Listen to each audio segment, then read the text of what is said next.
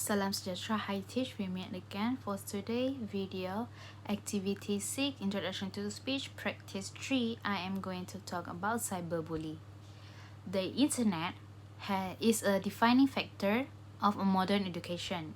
In fact, education has become more accessible and widespread than ever before because of the internet.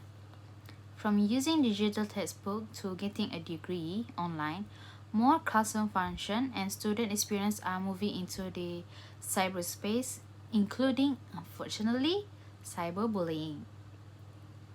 Despite all of the good that the internet has providing us to students, parents, and teachers, unlike there are people using the internet with malicious intent.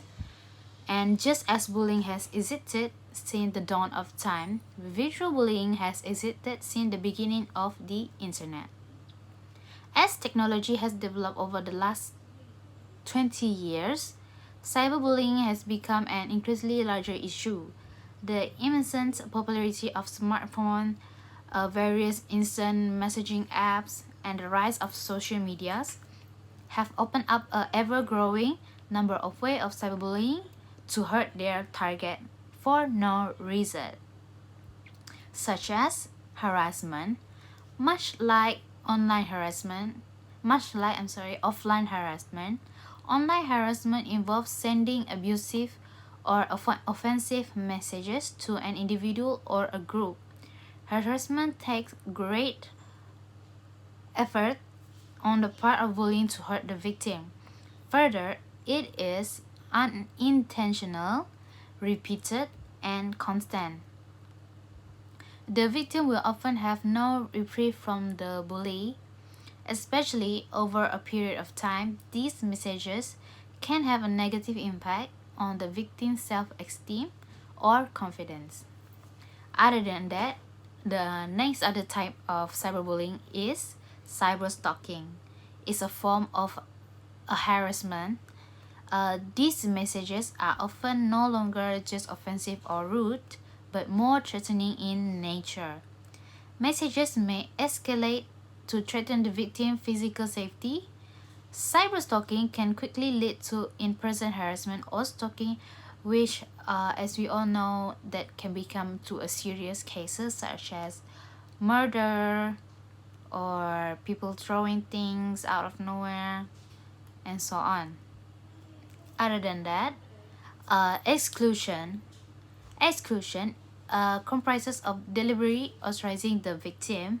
This may involve leaving them out of social media groups, chat through messages, events, or activities, or they could create another group but without the person of their target. It may mean purposefully having conversation on social media platform or apps that the victim does not have access or that they use but are unable to join. The group may then go on to say cruel or rude things about the excluded person behind their back. These various forms of cyberbullying often overlap, and the bully may choose to employ or combine multiple tactics to hurt their target. For example, they may share private information about someone after gaining access to their to their own account. For example, the target secret or embarrassing moment stuff and so on. In addition, all these different kinds of cyberbullying may take place on different devices, social media, website, forums, text messages, or mobile apps. Someone may not even realize they are bullying someone and even that they are being bullied. Bullying has become such a pervasive issue in recent years that there are initiatives and laws at multiple levels of government to prevent it. However, there are no federal laws that specifically address bullying. Cyberstalking is a notable exception to this rule, though they are no federal laws regarding cyberstalking specifically. It is criminal action under other anti-stalking and harassment law. Many teenagers hide the fact that they are being bullied online or in person from their parents, teachers, and other adults in their life.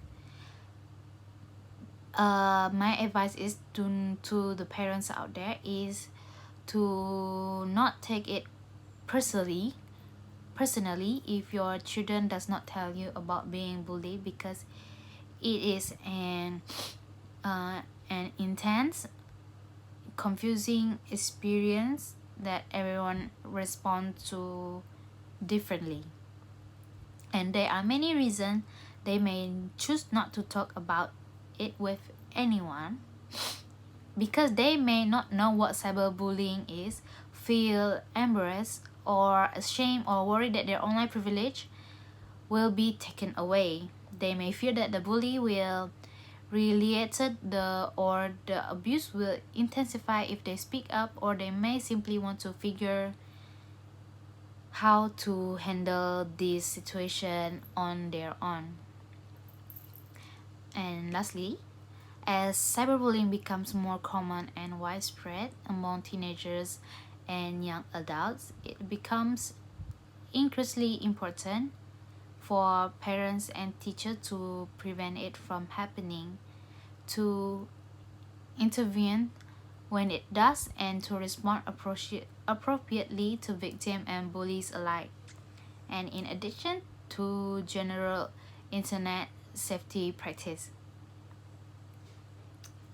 educate your children about bullying so that they know in the future what bullying look like and what should we do when we face bullying in our school life. Make sure that they know cyberbullying is actually is then make sure they know what cyberbullying actually is, and that it was not a joke. Just because their friends are doing for fun, it does not mean it is acceptable or that you have to participate. As long as you feel you feeling hurt by what they said and you feel uncomfortable, your feelings are valid. So it is count as cyberbullying no matter how small the action was. That's all from to me today. Thank you. See you next video, Teach.